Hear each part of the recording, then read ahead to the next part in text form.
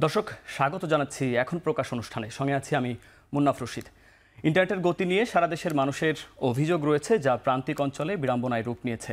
সমান খরচে একই ইন্টারনেট প্যাকেজ বা ব্রডব্যান্ড সংযোগ নিয়েও শহরের চেয়ে গ্রামে সমমানের সেবা মিলছে না। বিবিএস-এর জরিপ বলছে 2020 সালে গ্রামে মোবাইল ফোন ব্যবহারকারীর হার ছিল 69.7%। 2023 সালে যা বেড়ে দাঁড়িয়েছে 71.6%, অর্থাৎ 3 বছরের ব্যবধানে ব্যবহারকারীর সংখ্যা বেড়েছে প্রায় 2%। তবে সেই সাথে কি বেড়েছে সেবার মান? দর্শক, দেশের ইন্টারনেট সেবা নিয়ে আজ সারা দিন সংবাদ প্রচার করেছে এখন টেলিভিশন। এ নিয়েই আমাদের আজকের এখন প্রকাশ। আগামী 1 ঘন্টা এ নিয়ে আরও বিস্তর আলোচনা করব, যেখানে দেশের বিভিন্ন জায়গা থেকে সংশ্লিষ্ট কর্তৃপক্ষ, বিশ্লেষক ও আমার সহকর্মীরা অংশ নেবেন। আমরা আলোচনার নাম দিয়েছি গতির ভারসাম্য। এ নিয়ে কথা বলতে স্টুডিওতে আছেন বিটিআরসির মহাপরিচালক ব্রিগেডিয়ার জেনারেল কাজী মোস্তাফিজুর রহমান, আছেন internet service provider association of Bangladesh ISPAVর সভাপতি মোহাম্মদ ইমদাদুল হক ও আমার সহকর্মী নাজমুস সাকিব। আপনাদের সবাইকে স্বাগত জানাচ্ছি। এছাড়াও অনলাইনে আমাদের সাথে যুক্ত আছেন association of mobile telecom operators of Bangladesh এমটবের মহাসচিব লেফটেন্যান্ট কর্নেল অবসরপ্রাপ্ত মোহাম্মদ জুলফিকার এবং বাংলাদেশ মুঠোফোন গ্রাহক অ্যাসোসিয়েশনের সভাপতি মহিউদ্দিন আহমেদ। আপনাদেরকেও স্বাগত জানাচ্ছি এখন প্রকাশ অনুষ্ঠানে। আলোচনার শুরুতে আমরা একটু যেতে চাই আমার সহকর্মী নাজমুস সাকিবের কাছে।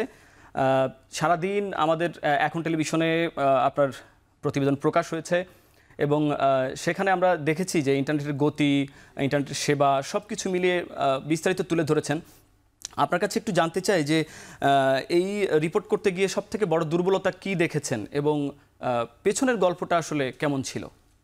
মুন্নাফ, আমরা আসলে যখন এরকম একটা নিউজ করার জন্য বের হলাম মাঠে, আমরা আসলে সারা দেশের চিত্রটা আনতে চাচ্ছিলাম যে আসলে শুধুমাত্র আমরা ঢাকা নিয়েই বরাবর সংবাদটা করি, কিন্তু দেশের অর্থাৎ গ্রামে কিংবা একেবারে প্রান্তিক যে পর্যায়ে সেখানে কি অবস্থা রয়েছে। তো সেটা দেখতে গিয়ে আমরা যেটা দেখলাম যে ঢাকায় আসলে আমরা যেই খরচে যেই সেবাটা পাই, সেটা আসলে আমরা গ্রামে একই পরিমাণ খরচ করে একজন গ্রাহক কিন্তু সমান সুবিধাটা কিন্তু পায় না। তো সেক্ষেত্রে ঢাকার যারা গ্রাহক তারা গ্রামে গেলে কিন্তু এক প্রকার একটা ভোগান্তির মধ্যেই পড়েন যে আমি ঢাকায় যে সুবিধাটা পাচ্ছি গ্রামে আসলে কেন পাচ্ছি না, অথচ আমি তো একই টাকাই দিচ্ছি। তাহলে কি গ্রামের যারা ইউজার তারা কি আসলে সমান সুবিধাটা পাবে না? এটা নিয়ে খুঁজতে গিয়ে আমরা আসলে প্রায় সংশ্লিষ্ট যারা আছেন সবার সঙ্গে কথা বলেছি। এখানে বড় দুর্বলতা যেটা দেখা গেছে যে একেবারে গ্রাম পর্যায়ে আসলে ব্যবসায়িক একটা দিক আছে, গ্রাহক সংকট, ফলে অনেকে কিন্তু আসলে যে বিনিয়োগটা সেই বিনিয়োগটা কিন্তু কম করছেন। ফলে এই ধরনের যে সমান সেবাটা সেটার কিন্তু একটা তারতম্য আমরা। এটা কি শুধু গতির ক্ষেত্রে নাকি মোবাইল নেটওয়ার্কের ক্ষেত্রেও একটি সমস্যা আছে? সেটা দুই ক্ষেত্রে আমরা দেখেছি যে নেটওয়ার্ক অর্থাৎ কথা বলার ক্ষেত্রেও যে সমস্যা সেটা কিন্তু ঢাকাতে না থাকলেও গ্রাম পর্যায়ে অর্থাৎ ঘরে থাকলে সে পাচ্ছে না, কিংবা একটি নির্দিষ্ট এলাকায় অনেক সময় সে পাচ্ছে না, এই ধরনের সমস্যা কিন্তু রয়েছে। এবং গতির ক্ষেত্রেও কিন্তু আরও বেশি সমস্যা, অর্থাৎ ঢাকাতে যেই পরিমাণ গতিটা পাওয়া যায় সেটা টেকনাফ, তেঁতুলিয়া কিংবা অন্যান্য যে জায়গাগুলো রয়েছে সেই জায়গায় কিন্তু অনেকটাই কম পাওয়া যায়।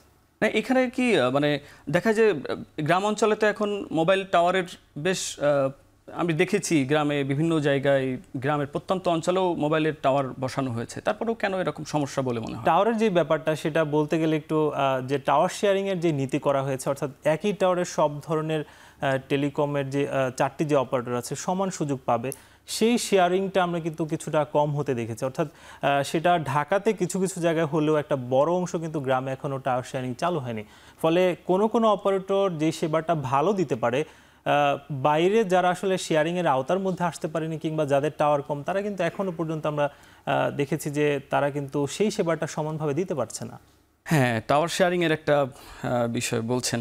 একটু কাজী মুস্তাফিজ ভাইয়ের কাছে একটু যেতে চাই যে আসলে মফস্বলে ইন্টারনেট সেবা কেন এত দুর্বল, কেন আমাদের সহকর্মীও বলছিল যে গতি খুবই নগণ্য এবং শহর এবং গ্রামে একই খরচ, একই সেবার মান কেন থাকছে না? এক্ষেত্রে ফ্রিল্যান্সার যারা রয়েছে তাদের তো একটু বড় বাধা হতে পারে। প্রান্তিক পর্যায়ে আসলে এই নেটওয়ার্কিং বা নেটের গতি বাড়ানোর ক্ষেত্রে সরকার আসলে কোনো পদক্ষেপ নিচ্ছে বা নিয়েছে কিনা? ধন্যবাদ মুন্নাফ আপনাকে। আপনার মাঝখানে যে প্রশ্নটা করেছেন সেটার উত্তর দিয়ে আমি শুরু করতে চাই। যেটা বলছিলেন যে দুই রকমের সেবা বাট একই রকমের কল চার্জ কেন। ইনফ্যাক্ট আমাদের যে টেলিকম আইন যেটা রয়েছে, টেলিকম আইনের আমি যদি ভুল না করে থাকি এটা 49-এর ঘ ধারাতে বলা আছে আমরা যে কোনো ট্যারিফের ক্ষেত্রে আমরা কোনো কারো বৈষম্য করা যাবে না। এটা জাতি বৈষম্য, যে ভূখণ্ডের বৈষম্য, এটা করতে পারি না আমরা, এটা আমাদের টেলিকম আইনেই নেই। অর্থাৎ আপনি দুর্গম এলাকায় থাকেন আপনার জন্য এক রেট, যে শহরে থাকে তার জন্য রেট, এটা আসলে টেলিকম আইনেই এটা করার সুযোগ নেই। এই জন্যই যে গ্রামে থাকে তাকে আমি যে কম রেটে দিব সেই সুযোগ আসলে, কিন্তু সেবাটা তো সে একই মানের পাচ্ছে না। হ্যাঁ, এখন সেবার কথা যেটা বলছেন যে উনিও জনাব সাকিবও উল্লেখ করেছেন যে আমাদের যেখানে সাবস্ক্রাইবারের ডিমান্ড যেখানে বেশি, যেখানে গ্রাহকের ডিমান্ড বেশি, সেখানেই কিন্তু নেটওয়ার্কের ঘনত্বটা বেশি, সেখানে রিসোর্স অ্যালোকেশনটা বেশি হয়। আমি যদি বলি যে ফিজিক্যাল রিসোর্স অ্যালোকেশন নামে একটা টার্ম আছে, অর্থাৎ প্রত্যেকটা নেটওয়ার্কের প্রত্যেকটা সাইটেরই একটা রিসোর্স রয়েছে। সো এই রিসোর্সের অ্যালোকেশনটা ডিপেন্ড করে ওইখানে কি পরিমাণ গ্রাহক আছে এবং সেই পরিমাণ গ্রাহকের কাছ থেকে তার যে রিসোর্সের জন্য যে ইনভেস্টমেন্ট, সেই ইনভেস্টমেন্টটা রিটার্ন হয় কি না, সম্ভবত ওইটাকে ক্যালকুলেট করেই মোবাইল অপারেটররা চিন্তা করে যে তাকে আসলে কি পরিমাণ রিসোর্স সে ওইখানে ইনভলভ করবে, যাতে করে তার রিসোর্সের যে রিটার্নটা, সেই রিটার্নটা যেন পায়। সেভাবে চিন্তা করেই মোবাইল অপারেটররা আসলে রিসোর্সগুলিকে অ্যালোকেশন করে। তো আপনারা জানেন যে অ্যাকচুয়ালি যে গ্রামে যে গ্রাহকের যে ঘনত্ব সেটা কিন্তু কম্পারেটিভলি কম, বাট অনেক গ্রাহকই আছেন যারা আপনি বলছেন যে ফ্রিল্যান্সার, তারা এটা তাদের দরকার হয়, বাট ওই যেটা ঘনত্ব বেশি না থাকার কারণে রিসোর্সের অ্যালোকেশনটা ওইখানে অপারেটরদের কম হয়ে যায়। বাট এটা আসলে এটার জন্য সলিউশন নিশ্চয়ই আমরা কাজ করছি, আমরা রেগুলেটর হিসেবে কাজ করছি যাতে আমাদের এই ডিজিটাল ডিভাইডটা কমে আসে। এটাতে করে একটা কিন্তু ডিজিটাল ডিভাইড তৈরি হচ্ছে, আমাদের ডিজিটাল ইনক্লুশনটা প্রপারলি হচ্ছে না। বাট আমরা চাই যে আমাদের মধ্যে কোনো ডিজিটাল ডিভাইড থাকবে না। এখন ডিভাইডটা যাতে না থাকে তাহলে কী করতে হবে, আমাদেরকে নেটওয়ার্কটাকে প্রান্তিক পর্যায়ে নিয়ে যেতে হবে, আমাদের ট্রান্সমিশনকে একদম গ্রামের সর্বোচ্চ শেষ প্রান্তে পর্যন্ত নিয়ে যেতে হবে। আমরা পলিসি গাইডলাইন তৈরি করছি, আমরা অপারেটরদেরকে উৎসাহিত করছি তারা যেন একদম গ্রামে যেন পৌঁছাতে পারে, যেখানে গ্রামের লোকজন সেখান থেকে যেন এই সুবিধাগুলি পেতে পারে। আমরা পলিসি গাইডলাইন দিয়েছি, আমরা টার্গেট দিচ্ছি, আমরা বিভিন্ন রকমের তাদেরকে লক্ষ্যমাত্রা নির্ধারণ করে দিচ্ছি, টাইমলাইন দিয়ে দিচ্ছি, যাতে নির্দিষ্ট টাইমলাইনের মধ্যে তারা যেন লক্ষ্যমাত্রা অ্যাচিভ করে এবং এই ডিজিটাল ডিভাইডটা যেন কমে আসে। এই ডিজিটাল বাংলাদেশ ঘোষণার পরেও এখনও এই যে জায়গাগুলো এখনও সমাধান হয়নি, এসব বিষয় নিয়ে আরও আলোচনা করব। একটু আইএসপিএভির সভাপতি মোহাম্মদ ইমতাজ ভাইয়ের কাছে একটু যেতে চাই যে এই যে মানে মোবাইল অপারেটরের মাধ্যমে, মোবাইলের মাধ্যমে যেসব ইন্টারনেট সার্ভিস, সেগুলোতেও যেমন অভিযোগ রয়েছে, ব্রডব্যান্ড গ্রাম পর্যায়ে, মফস্বল পর্যায়ে যেসব ব্রডব্যান্ডের সার্ভিস চলে গিয়েছে সেখানেও কিন্তু বেশ অভিযোগ রয়েছে।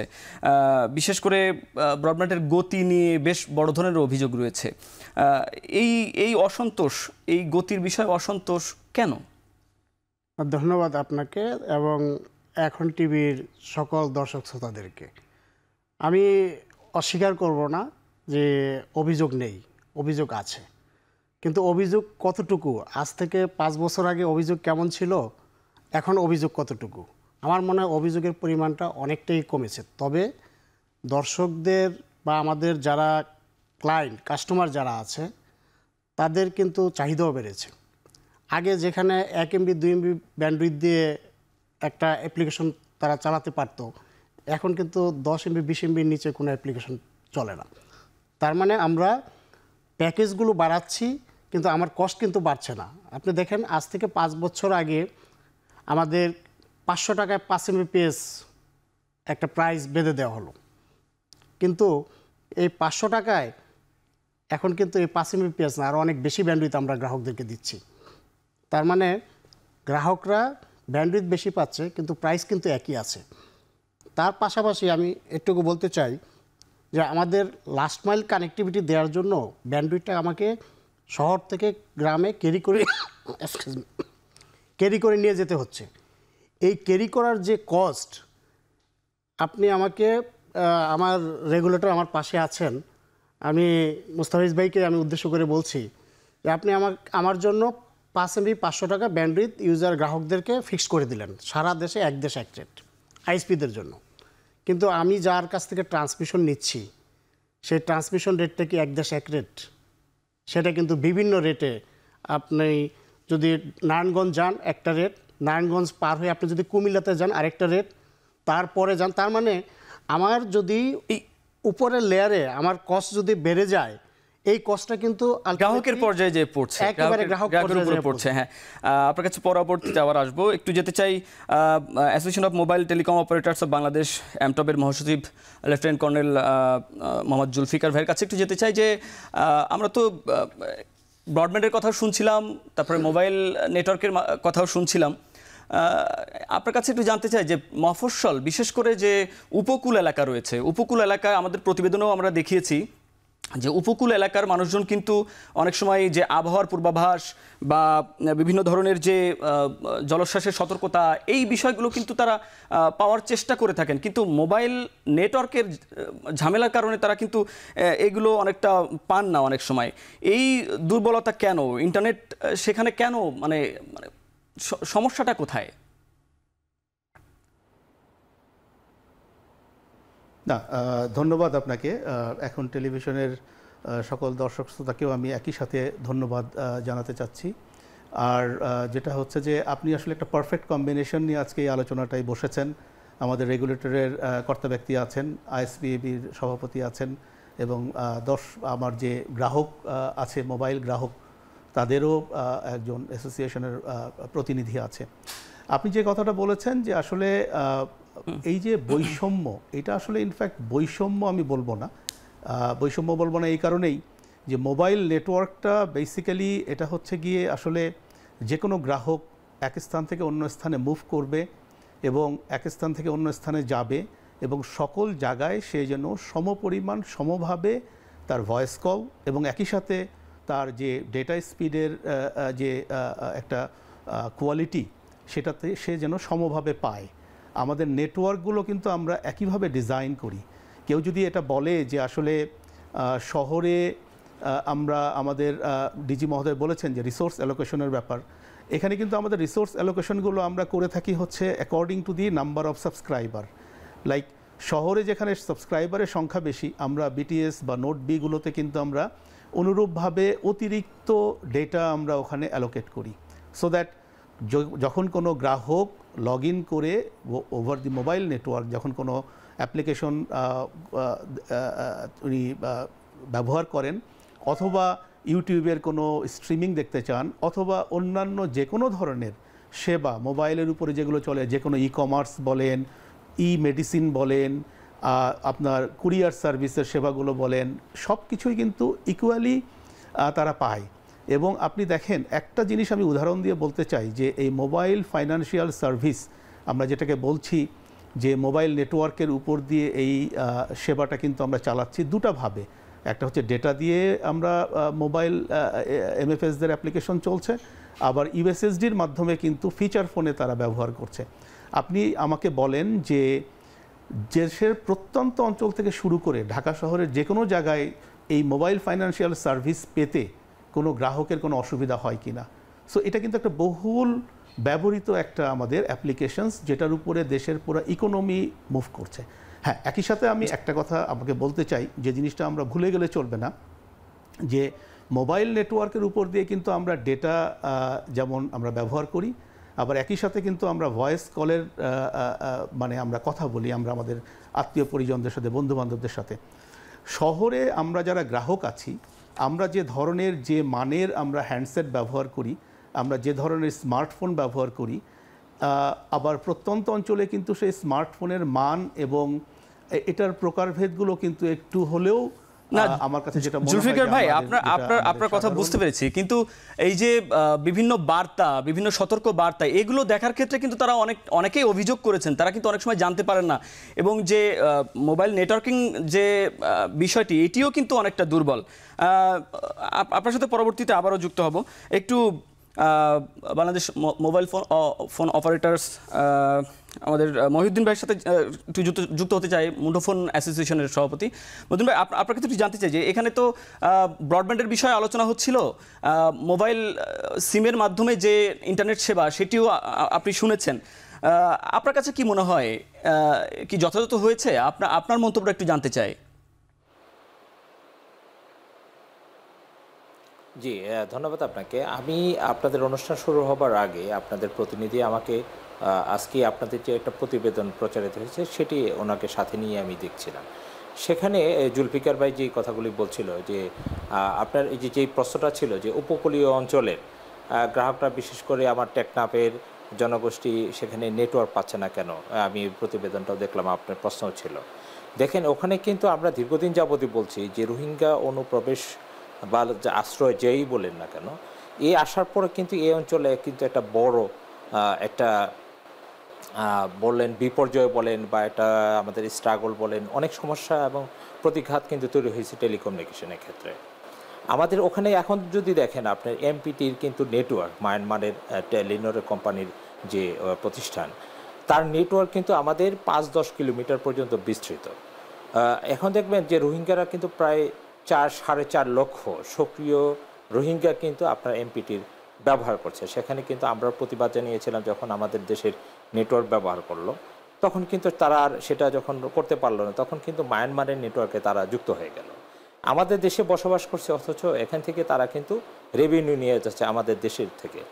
আবার তারা ঠিক নাফ নদীর পাশে সীমান্ত ঘেঁষে একটা টাওয়ার তৈরি করলো, আপনারা লক্ষ্য করবেন, যার ফলে নেটওয়ার্কটা স্ট্রং। এটা কিন্তু আপনার আইটিইউর গাইডলাইনের একটি পরিপন্থী। এটা আমরা কমিশনকেও অবহিত করছিলাম, কিন্তু কমিশন থেকে বা পররাষ্ট্র মন্ত্রণালয় থেকে, এমনকি স্বরাষ্ট্র মন্ত্রণালয় থেকে এর বিরুদ্ধে কোনো ব্যবস্থা এখন পর্যন্ত গ্রহণ করা হয়নি।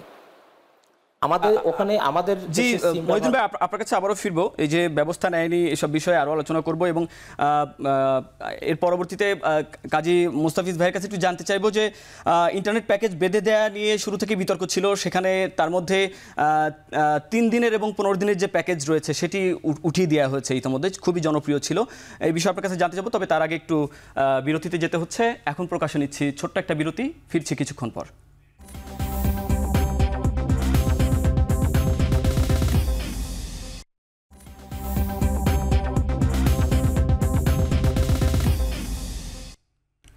বিরতির পর ফিরে এলাম, আপনারা দেখছেন এখন প্রকাশ। বিরতিতে যাওয়ার আগে আমরা কথা বলছিলাম ইন্টারনেট সেবার বিভিন্ন বিষয় নিয়ে। এ পর্যায়ে বিটিআরসির ডিজি কাজী মুস্তাফিজ ভাইয়ের কাছে একটু যেতে চাই যে ইন্টারনেট প্যাকেজ বেঁধে দেওয়া নিয়ে তো বিতর্ক ছিল, সেই বিতর্কের ভিতরে এখন আবার যে 3 দিনের যে জনপ্রিয় যে প্যাকেজটি ছিল এবং 15 দিনের যে জনপ্রিয় প্যাকেজ, এই দুটি উঠিয়ে দেওয়া হয়েছে। এই দুটি উঠিয়ে দেওয়া কেন হলো? এটা তো খুবই জনপ্রিয় ছিল। অ্যাকচুয়ালি এটা জনপ্রিয় ছিল, এটা আমরা একটা সার্ভের মাধ্যমে এখন বুঝতে পারছি যে এটা আসলে জনপ্রিয়।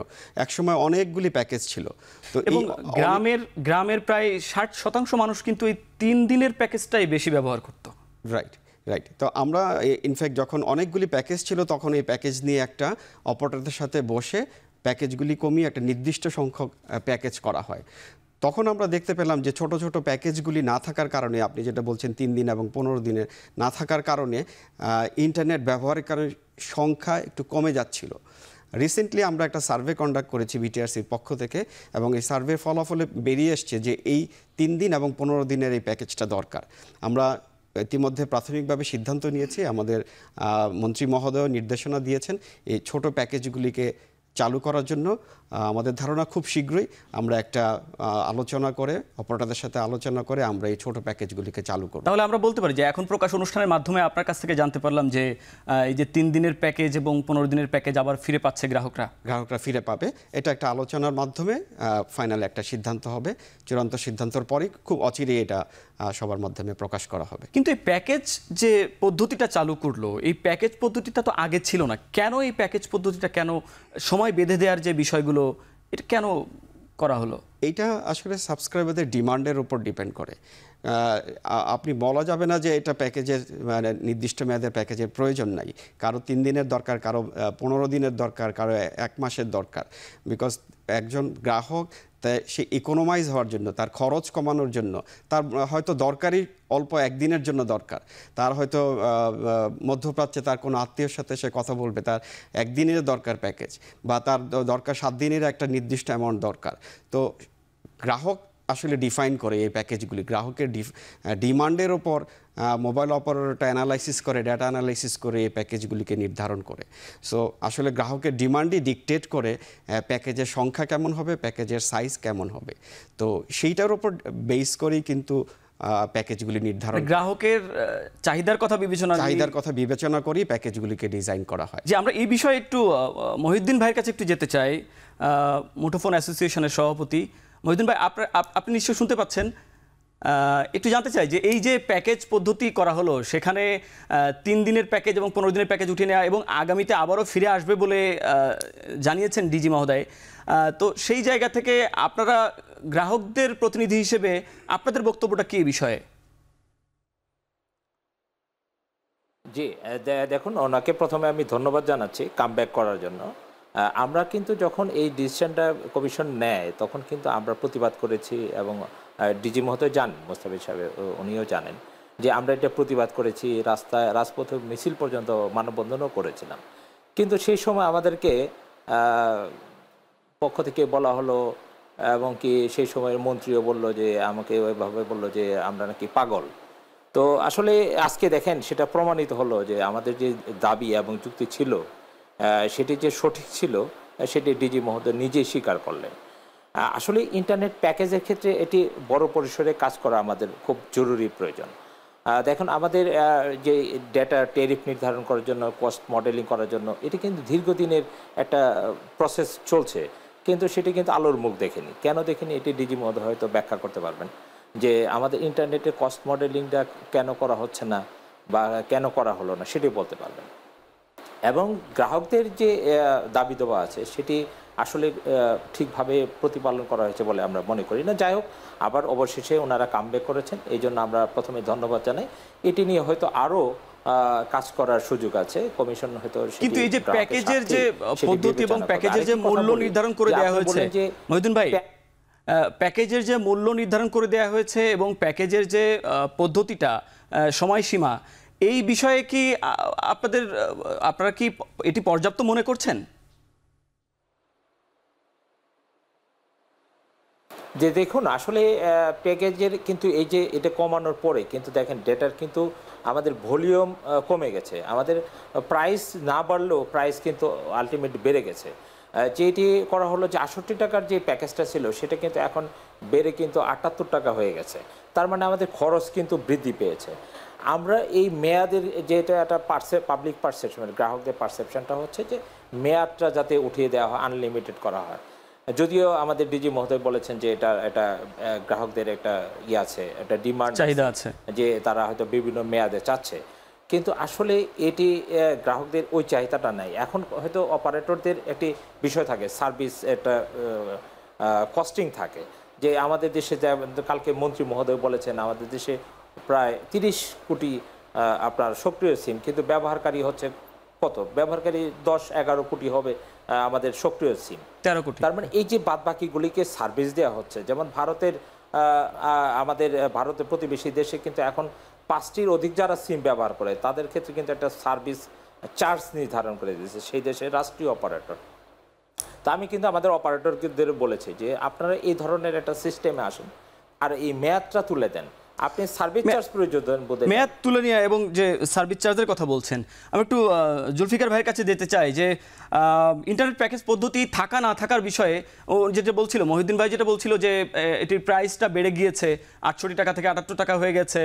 এই যে এখানে কি লাভ ক্ষতির বিষয়টা কি? আসলে অনেক সময় দেখা যায় যে গ্রাহকরা ব্যবহার করতে করতে 3 দিনের যে ডাটা নিয়ে থাকেন, ডাটা থেকে যায় কিন্তু সময় শেষ হয়ে যায়। এই জায়গাগুলো কেন? আপনারা এই বিষয়গুলো সমাধান করার জন্য কি পদক্ষেপ নিয়েছেন বা নেবেন? জি, আবারও ধন্যবাদ আপনাকে। এটা খুবই একটা যুক্তিযুক্ত একটা কোশ্চেন। এটা আসলে এক্সপ্লেইন করা আমাদের একটু দরকার। যে 3 দিনের প্যাকেজের ব্যাপারে মহিউদ্দিন ভাই বলেছেন, আমরাও এমটপ থেকে বা অপারেটররাও কিন্তু আমরা বলেছিলাম যে এটা 60% না, বেসিক্যালি 76%, 76% পপুলার ছিল, মানুষ এই প্যাকেজগুলো ব্যবহার করতো। তো এনিওয়ে এটা বন্ধ করে দেওয়ার পরে যেটা হলো যে আমাদের এই 3 দিনের প্যাকেজগুলোকে যখন আমরা 7 দিনের জন্য বা 1 মাসের জন্য যখন আমরা ডিজাইন করতে হয়, আপনারা জানেন যে অ্যাকচুয়ালি আমাদের এই ডাটা ভলিউমটাকে কিন্তু রিটেইন করতে হয়, আমাদের সিস্টেমে রিটেইন করতে হয়। মোবাইল নেটওয়ার্কটা এমন একটা নেটওয়ার্ক, আপনাকে বুঝতে হবে যে আমি যদি আজকে ফিক্সড ব্রডব্যান্ডের ক্ষেত্রে বলি যে আমি মণিপুর পাড়া থেকে আমি একটা আইএসপির মাধ্যমে একটা কানেকশনস নিয়েছি, সো আমার এই কনজামশনটা কিন্তু আমার বাসাতেই হবে। বাট আপনি যদি আজকে একটা প্যাকেজ অপটিন করেন মতিঝিল থেকে, আপনি কালকে যদি উত্তরা থেকে ব্যবহার করতে চান, আপনি পরশুদিন যদি বরিশাল থেকে ব্যবহার করতে চান বা দেশের যে কোনো প্রত্যন্ত অঞ্চল থেকে ব্যবহার করতে চান, you are ensured with that data volume. So এই ডাটা ভলিউমটাকে আমার কিন্তু রিটেইন করতে হয়। সো এই ডাটা ভলিউম রিটেইন করতে হয় ওভার দি এন্টায়ার নেটওয়ার্ক। একটা ক্ষুদ্র এলাকার একটা মানে কোনো একটা নির্দিষ্ট জায়গার জন্য কিন্তু আমাকে এটাকে মানে সংরক্ষণ করতে হয় না। সো এই সংরক্ষণের একটা ব্যয় আছে। সো যার কারণে আমি যখন আপনাকে প্রতিশ্রুতি দিচ্ছি যে আপনি 5 জিবি একটা ভলিউম নিলেন 3 দিনের জন্য, আর 5 জিবি একটা ভলিউম নিলেন 7 দিনের জন্য, বা 5 জিবি একটা ভলিউম নিলেন 1 মাসের জন্য, আমার তিনটার মূল্য কিন্তু একটু হইলেও ভিন্নতর হচ্ছে। কারণটাই হচ্ছে যে কিন্তু আমার প্রশ্ন হচ্ছে যে অধিকাংশ গ্রাহকের একটি প্রশ্ন রয়েছে, আমারও একই প্রশ্ন, যে সময় বেঁধে দেওয়া থাকার পরেও আমার ডাটা থেকে যাচ্ছে কিন্তু সময় শেষ হয়ে যাচ্ছে, এই জায়গাগুলো কেন সমাধান হবে না? জি, এইখানে কিন্তু একটা ব্যাপার আছে যে দেখেন, যে ডাটাটা রয়ে যাচ্ছে সেটা কিন্তু ক্যারি ফরওয়ার্ড হচ্ছে। আপনি যদি একই প্যাকেজ আপনি যদি আবার অপটিন করেন, পূর্বের ডাটাটা কিন্তু আপনার ক্যারি ফরওয়ার্ড হচ্ছে, নাম্বার 1। কিন্তু সেটা সাধারণ অনেক গ্রাহক সেটি বোঝেন না, এবং ওই প্যাকেজটি তারা নেবেন এরকম প্রতিশ্রুতিও দেওয়া যায় না, তারা অনেকেই বুঝেন না। এ বিষয়ে পরবর্তীতে আপনার সাথে আবারও যুক্ত হব। এ বিষয়ে একটু আমাদের সহকর্মী সাকিবের কাছে একটু জানতে চাই, এই প্রতিবেদন করতে গিয়ে এই যে প্যাকেজের বিষয় নিয়ে সাধারণ মানুষের বক্তব্যটা কেমন ছিল? মুন্নাফ, আমরা এই বিষয়েও কিন্তু কথা বলেছি।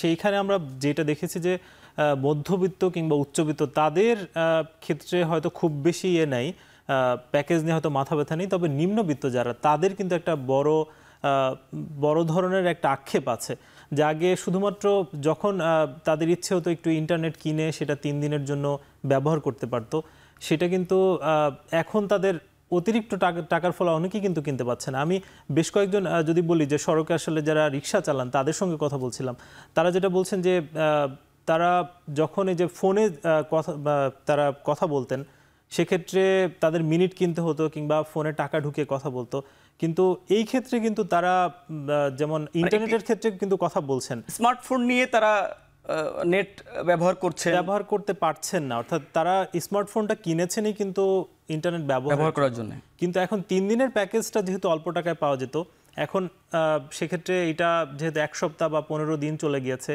দাম বেড়ে গিয়েছে, ফলে তারা কিন্তু একটা বড় অংশ তারা কিন্তু এই ইন্টারনেটের আওতার বাইরে চলে গিয়েছে, মানে তাদের নাগালের বাইরে চলে গিয়েছে। অর্থাৎ 3 দিনের যে প্যাকেজটি ছিল সেটি যে মূল্যে ছিল, এখন 7 দিনের প্যাকেজটি কিনতে যে তার আরো বেশি মূল্য দিতে হচ্ছে, এরকম বিষয়। জি জি, আমরা একটু আমাদের ইমদাদ ভাইয়ের কাছে একটু যেতে চাই। ব্রডব্যান্ড যে সার্ভিস রয়েছে সেই জায়গাগুলোতে কি মানে আপনারা এরকম কোনো সুযোগ সুবিধা দিয়ে থাকেন কিনা, যে অফার দিয়ে থাকেন কিনা, যে এতদিন ব্যবহার করলে আপনারা বোনাস দিবেন, এরকম কোনো সুযোগ আছে আপনাদের? আমাদের ব্রডব্যান্ডের কিন্তু আনলিমিটেড, সেখানে কোনো প্যাকেজ দেওয়া হয় না। প্যাকেজটা এরকম থাকে যে মান্থলি চার্জ ব্যান্ডউইথের উপরে, সে কেউ 5 MBPS ইউজ করলো, কেউ 10 MBPS ইউজ করলো। কিন্তু এই প্যাকেজের ক্ষেত্রে আমি দেখেছি এক একটি সংস্থা, এলাকা ভিত্তিক বা বিভিন্ন অঞ্চল ভিত্তিক যেসব অপারেটর বা আমি যদি বলি আপনাদের প্রতিনিধি যারা আছেন, তারা এক এক ধরনের টাকার অংশ দিয়ে থাকেন, অর্থাৎ মূল্য নির্ধারণ করে থাকেন। এইটি কেন? কেউ বলছে 10 MBPS 1000 টাকা, কেউ বলছে 500 টাকা, কেন এরকম? আপনারা বেঁধে দিতে পারেন না? আসলে আমাদের বিটিআরসি থেকে কিন্তু প্রাইস বেঁধে দেওয়া আছে। আমাদের প্রত্যেকটা অপারেটরকেই বিটিআরসির কাছ থেকে একটা নির্দিষ্ট প্রাইস, সেটা অ্যাপ্রুভাল নিতে হয়। অ্যাপ্রুভাল নিয়ে আমরা এই সার্ভিসটা দিই। হ্যাঁ, এখানে আপনি বলতে পারেন যে অনেক সময় আমরা আমাদের প্যাকেজ দেওয়া হয়, যেমন 5 Mbps বিটিআরসি থেকে আমাকে 500 টাকা নির্ধারণ করে দিল। এখন কোনো অপারেটর যদি সেম প্রাইসে 10 Mbps দেয় তাহলে সেটা ওই অপারেটর দিতেই পারে, 20 Mbpsও সে দিতে পারে, বিটিআরসি তখন না করবে না, কারণ বিটিআরসির মিনিমাম মানে সবচেয়ে কম প্রাইসটা সে নির্ধারণ করে দিয়েছে এবং বেশি প্রাইসটাও নির্ধারণ করে দিয়েছে। কিন্তু আমি যদি সেম প্রাইসে আমি যদি বেশি সার্ভিস দেই সেটা কিন্তু বিটিআরসি কখনো না করবে না। তবে আমাদের মধ্যে প্রতিযোগিতার কারণে অনেক অপারেটর একজন আরেকজনের সাথে প্রতিযোগিতা করে তখন তারা ওই 20 Mbps এর জায়গায় 30 MB 40 MB প্যাকেজ তারা অফার করছে। এই প্রতিযোগিতার মধ্যে আরও অনেক বিষয় রয়েছে, সেসব বিষয়ে জানবো, তবে তার আগে একটি বিরতি নিতে হচ্ছে। এখন প্রকাশে নিচ্ছি ছোট্ট একটি বিরতি, ফিরছি কিছুক্ষণ পর।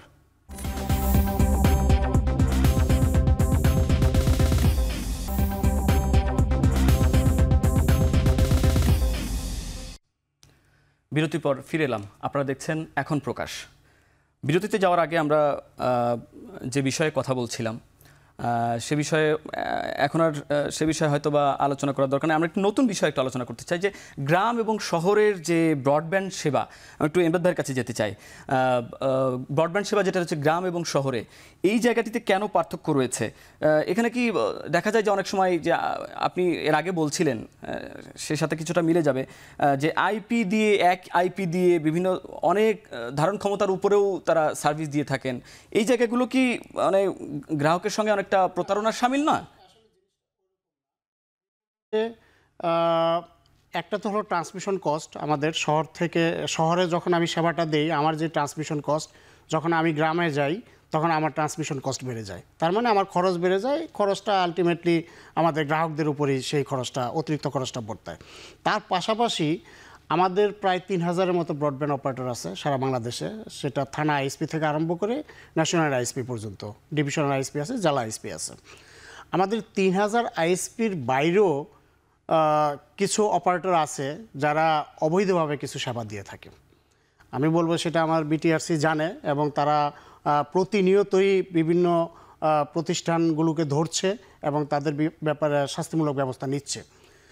ওই অপারেটরগুলো কি করছে, তাদের যেহেতু বিটিআরসির কাছে কোনো বাইন্ডিংস থাকে না, সরকারকে ভ্যাট ট্যাক্স দিতে হয় না, তখন তারা এলাকায় একটা মাসল পাওয়ারের একটা ব্যবস্থার চেষ্টা করে।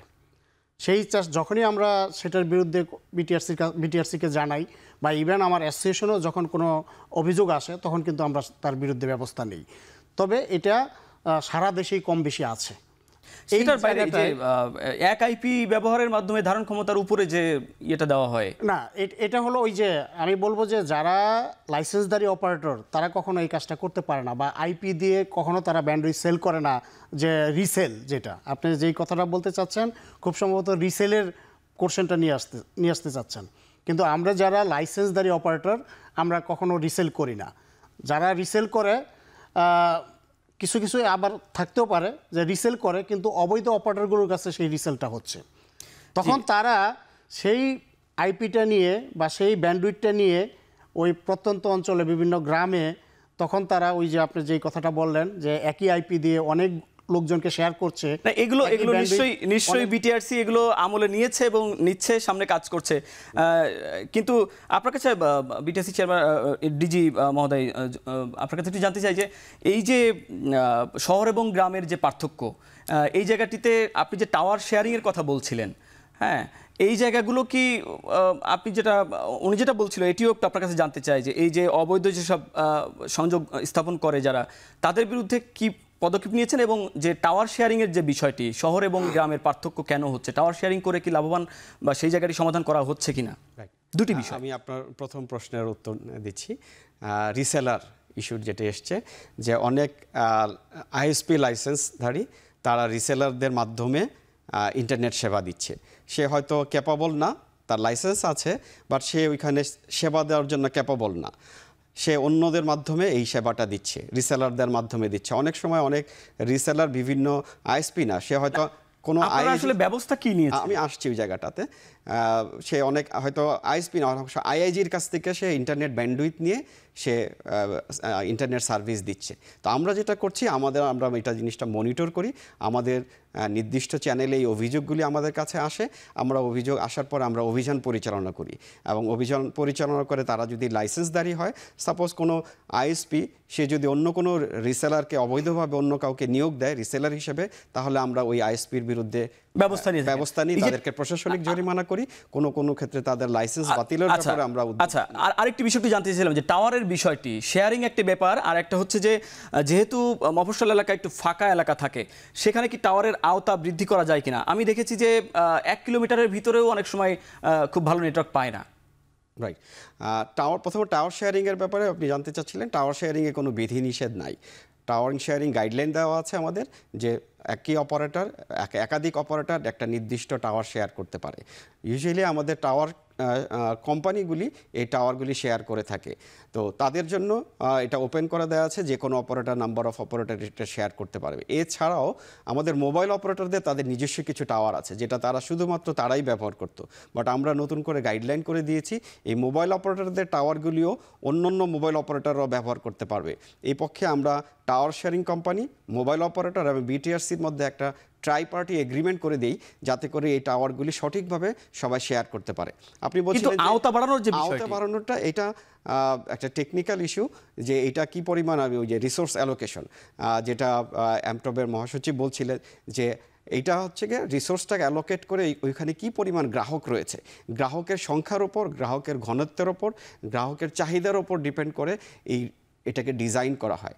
নিশ্চয়ই এটা যখন গ্রাহকের সংখ্যা বাড়ে, এটার সাথে করে রিসোর্স অ্যালোকেশন করা হয় এবং এটার আওতা পরিধিটাও বৃদ্ধি করা হয়। তবে আমরা যেটা করি, আমরা এটাকে মনিটর করি যে আমাদের সমগ্র দেশ যেন একটা মোবাইল নেটওয়ার্কের আওতার মধ্যে আসে। আমাদের এখন পর্যন্ত 60,000 সাইট রয়েছে সারা বাংলাদেশে। তো আমরা চাই যে গ্রামের প্রত্যন্ত অঞ্চলে এই নেটওয়ার্কের আওতাটা সমানভাবে আসুক। এখনও ডেফিনেটলি কিছু কিছু পকেট হয়তো থেকে যেতে পারে, বাট আমরা চাচ্ছি যে এই পকেটগুলিও কভার হবে, সবাই এটার ইনক্লুশন হয়ে যাবে। জি, এই বিষয়ে আরও আলোচনা করব, তার আগে নিতে হচ্ছে একটি বিরতি। এখন প্রকাশে নিচ্ছি ছোট্ট একটা বিরতি, ফিরছি কিছুক্ষণ পর।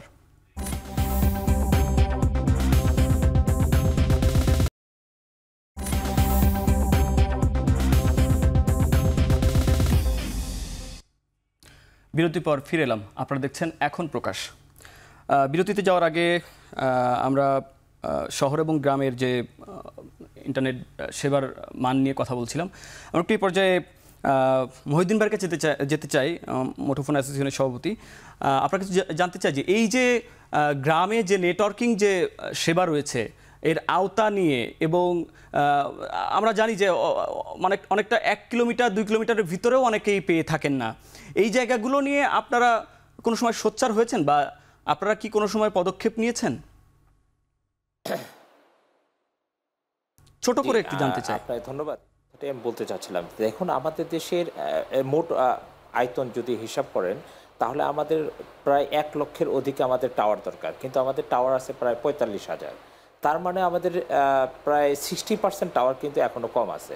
আবার যেটা হচ্ছে যে ফাইবার কানেক্টিভিটি যদি আমরা হিসাব করি তার সাথে টাওয়ারগুলির সাথে, সেটার পরিমাণ 20%। আবার যেগুলি আছে সেটাও কিন্তু আমাদের ফাইবার ওভারহেড, যার ফলে হচ্ছে প্রান্তিক পর্যায়ে ব্যবসার একটা বিষয় তো আছেই, যার ফলে ওই প্রান্তিক পর্যায়ে কিন্তু টাওয়ার নির্মাণ করতে চায় না অপারেটররা, এত টাকা ইনভেস্ট করে। কিন্তু আমাদের এসও ফান্ডের যে অর্থ আছে আমাদের বিটিআরসিতে, যেখানে আমরা প্রতিনিয়ত টাকা দিচ্ছি, সেই টাকা দিয়ে বিটিআরসি বা কী করছে? আমাদের প্রস্তাব ছিল বিটিআরসি নিজস্বভাবেই এই এসও ফান্ডের অর্থ দিয়ে আমরা যে টাকাটা দেই, এই টাকাটা দিয়ে কিন্তু আইনও বলা আছে যে প্রান্তিক পর্যায়ে নেটওয়ার্ক সম্প্রসারণের জন্য তারা নেটওয়ার্ক তৈরি করবে, কিন্তু তারা এই টাকাটা আসলে দিচ্ছে কোথায়? দেখবেন যে টেলিটককে দিয়েছে, টেলিটক প্রান্তিক পর্যায়ে যে টাওয়ারগুলি নির্মাণ করেছে সেই টাওয়ারগুলির কোয়ালিটি যদি ধরেন, বিদ্যুৎ চলে যাওয়ার সাথে সাথে সেখানে নেটওয়ার্ক পাওয়া যায় না। গ্রামের কিন্তু বেশিরভাগ টাওয়ারের একই অবস্থা। আবার হচ্ছে যে আমাদের যে বিটিএসগুলি তৈরি করে আমাদের দেশে, এই জায়গাটি মহিউদ্দিন ভাই, আমি একটু জুলফিকার ভাইয়ের কাছে যেতে চাই যে এই যে বিদ্যুৎ চলে গেলে আপনি বলছেন যে টেলিটকের টাওয়ারের কোনো সংযোগ থাকে না, আমরা তো জানি টাওয়ার শেয়ারিং এর বিষয়টি রয়েছে। জুলফিকার ভাই, আপনারা কি এই টাওয়ার শেয়ারিং এর মাধ্যমেই তো করে থাকেন, আপনাদের টাওয়ারগুলোতেও কি একই রকম অবস্থা হয়, বা আপনারা কি এই বিষয়ে কোনো পদক্ষেপ নিয়েছেন কিনা? কারণ গ্রাম অঞ্চলে বিদ্যুৎ চলে গেলে আসলেই নেটওয়ার্ক থাকে না। ছোট করে একটু জানতে চাই আপনার কাছে, শেষ পর্যায়ে আমরা। দেখুন, রাইট, হ্যাঁ, এক্স্যাক্টলি। একটা টাওয়ারকে আমরা অ্যালাইভ রাখার জন্য বেসিক্যালি টাওয়ারের 3 ধরনের আমরা পাওয়ার সাপ্লাইয়ের কথা কিন্তু আমরা এখানে কনসিডার করি। প্রথমত হচ্ছে যে প্রাইমারি লাইন, যেটা হচ্ছে আমাদের বিদ্যুতের যে লাইনটা থাকে, এটা যখন অফ হয়ে যায় তখন কিন্তু আমরা চলে যাই হলো ইউপিএসে। তো ইউপিএস আছে, এবং ইউপিএস যখন ব্যাটারি ডাউন হয়ে যায় তখন অনেক ক্ষেত্রেই আমরা জেনারেটরের কাছেও কিন্তু আমরা শরণাপন্ন হই। তার মানে আমাদের 3টা লাইন অফ ব্যাকআপ আছে। সো অনেক ক্ষেত্রে দেখা যায় যে গ্রামাঞ্চলে যখন হয়, বা ধরেন এই রিসেন্ট যে আমাদের যে একটা ঘূর্ণিঝড়ের একটা প্রভাব ছিল, বা একটা ঘূর্ণিঝড় হয়ে গেছে, সেটার সময় হয়েছে কি ওই প্রত্যন্ত অঞ্চলগুলোতে গ্রামাঞ্চলে বিদ্যুৎ অনেকক্ষণ যাবৎ বা 2 দিন 3 দিন যাবৎ বিদ্যুৎ ছিল না। সো বিদ্যুৎ চলে গেলে আমরা ধরে নিই ইউপিএস দিয়ে আমাদেরকে 3-4 ঘন্টা কাভারেজ দিতে হবে, আবার বিদ্যুৎ চলে আসবে, বিদ্যুৎটা আবার ওই ইউপিএসকে কিন্তু রিসাইকেল করবে, আবার রিচার্জ করবে। সো ওই জায়গাটাতে কিন্তু এবার আমরা অনেক বিপদে পড়েছিলাম, যার কারণে আপনারা অবশ্যই জানেন রেমলের সময় কিন্তু আমাদের যেটা হয়েছে যে প্রায় অর্ধেকের বেশি মোবাইল টাওয়ার কিন্তু ডাউন হয়ে গিয়েছিল একটা সার্টেন টাইমে। এই জায়গাগুলো জুলফিকার ভাই, হ্যাঁ নিশ্চয়ই এই জায়গাগুলো নিশ্চয়ই সমাধান করবেন, এই জায়গাগুলো সমাধান করার জন্য আপনারা উদ্যোগ নেবেন। আমাদের সাথে যুক্ত থাকার জন্য আপনাদের দুজনকেই ধন্যবাদ জানাচ্ছি। একটু স্টুডিওতে ফিরতে চাই আমাদের বিটিআরসি ডিজি কাজী মোস্তাফিজ ভাইয়ের কাছে। আপনার কাছে জানতে চাই যে আমরা জানি যে 60% মোবাইল টাওয়ারে অপটিক্যাল ফাইবার নাই, এর ফলে যে সেবা দেওয়ার কথা, যে মানের সেবা দেওয়ার কথা, সেটি থেকে বঞ্চিত হচ্ছে। তাহলে কি এটি ডিজিটাল বাংলাদেশের যে ঘোষণা, সেই সাথে কি অনেকটা সাংঘর্ষিক মনে হচ্ছে না? রাইট। মান, আপনি মানের কথা বলছেন, কোয়ালিটি বলছেন। কোয়ালিটি যে শুধুমাত্র ফাইবার দিয়ে এনশিওর হবে তা কিন্তু না। আমাদের ফাইবার যেখানে নাই সেখানে কিন্তু মাইক্রোওয়েভ দিয়ে কানেক্টেড হচ্ছে। আমাদের অনেকগুলি সাইট আছে যে সাইটগুলি মাইক্রোওয়েভ দিয়ে, মোর দেন অ্যারাউন্ড 40% সাইট আছে যেগুলি মাইক্রোওয়েভে কানেক্টেড। সো এটা বলা যাবে না যে ফাইবার না থাকলেই যে আনইন্টারাপ্টেড বা কোয়ালিটি সার্ভিস হচ্ছে না। হ্যাঁ, কোয়ালিটি সার্ভিস হচ্ছে না একটা পর্যায়ে, যে আমাদের ওকে ফাইবার কেটে যাচ্ছে, ওভারহেড কেবল, ফাইবার আছে বা ফাইবারটা ওভারহেড, এখানে একটা কোয়ালিটির ইস্যু নিশ্চয়ই থাকছে। সো ওই জায়গাগুলিতে আমরা অ্যাড্রেস করছি। কোয়ালিটির জন্য আমরা নির্দিষ্ট বিভিন্ন টার্গেট সেট করে দিচ্ছি বিভিন্ন অপারেটরদেরকে, যে কোয়ালিটি এনশিওর করার জন্য যেরকম বিভিন্ন সময় আমরা ইন্সপেকশন করে টেকনিক্যাল টিম গিয়ে আমরা দেখে ডেটা নিয়ে অ্যানালাইসিস করে তাদেরকে টার্গেট দিয়ে দিচ্ছি, এবং সেই টার্গেট অনুযায়ী মোবাইল অপারেটররা কাজ করছে। না, এই যে অপটিক্যাল ফাইবার কি টেলিটকের যে টাওয়ারগুলো আছে সেই জায়গায় কি টেলিটকের টাওয়ার ব্যাপারে যেটা হচ্ছে আপনি বলছিলেন যে এসওএফ ফান্ড নিশ্চয়ই ব্যবহার হচ্ছে, এবং এই দুর্গম অঞ্চলে যারা হচ্ছে গিয়া সুবিধাবঞ্চিত যারা জনগণ আছে তাদের সুবিধার জন্য এসওএফের ফান্ড দিয়ে টেলিটকের মাধ্যমে কিছু টাওয়ার তৈরি করা হয়েছে। আমরা চাচ্ছি এই টাওয়ারগুলিকে যেন সকল অপারেটররা শেয়ার করতে পারে। এখানে টেকনিক্যাল কিছু ডিফিকাল্টিস আছে যে টাওয়ারগুলির সক্ষমতা, তো আমরা এটা নিয়ে স্টাডি করছি। এই টাওয়ারগুলি একাধিক বা 2-এর অধিক অপারেটরকে অ্যাকোমোডেট করতে পারছে না। তো আমরা চাচ্ছি যে এই টাওয়ারগুলিকে এনহান্স করা, এগুলির ক্যাপাসিটি বৃদ্ধি করা, যাতে করে ক্যাপাসিটি বৃদ্ধি করবেন, এবং ইন্টারনেট সেবাদাতা, মুঠোফোন কোম্পানি কিংবা ব্রডব্যান্ড সংবাদদাতা সবাই কথা রেখে গ্রাহকদের নিশ্চিত করবেন সেবা, সেই প্রত্যাশায় শেষ করছি এখন প্রকাশ। এতক্ষণ সঙ্গে থাকার জন্য ধন্যবাদ।